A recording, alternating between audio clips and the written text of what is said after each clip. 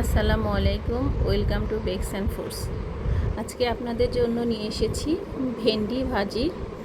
কিভাবে ভেন্ডিকে সবুজ রেখে আমরা ভাজতে পারি সেটা দেখাবো আজকে।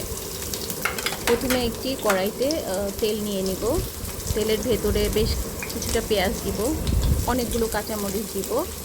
তারপরে সেগুলোকে ভাজতে থাকবো, কিন্তু একদম ব্রাউন করে ভাজা যাবে না। একটু সফট হয়ে গেলেই এর ভেতরে আমরা ভেন্ডি দিয়ে দেব।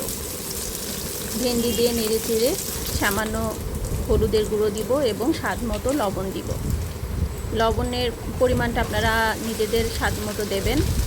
তারপরে ভেন্ডিটাকে সুন্দর মতো নেড়ে চেড়ে হলুদ লবণে মিশিয়ে দেব। এই ক্ষেত্রে চুলার তাপ মিডিয়াম এবং লোতে থাকবে, কারণ আমরা ঢাকনা ছাড়া ভেন্ডি ভাজি করব। ঢাকনা দিলে কালারটা নষ্ট হয়ে যাবে, এই জন্য আমরা ঢাকনাটা ব্যবহার করব না এখানে। তো দেখতেই পাচ্ছেন ছবিতে ভেন্ডিটা যথেষ্ট স্টিকি হয়ে আছে। এই স্টিকি ভাবটা যখন চলে যাবে তখন মোটামুটি ভেন্ডি হয়ে যাবে। তো সেক্ষেত্রে আমাদের লো তাপে ভেন্ডিটাকে আস্তে আস্তে ভাজতে হবে।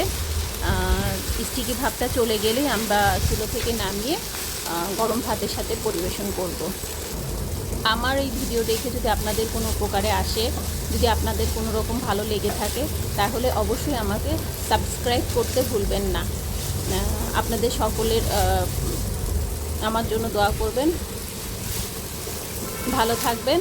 আল্লাহ হাফেজ। আসসালামু আলাইকুম।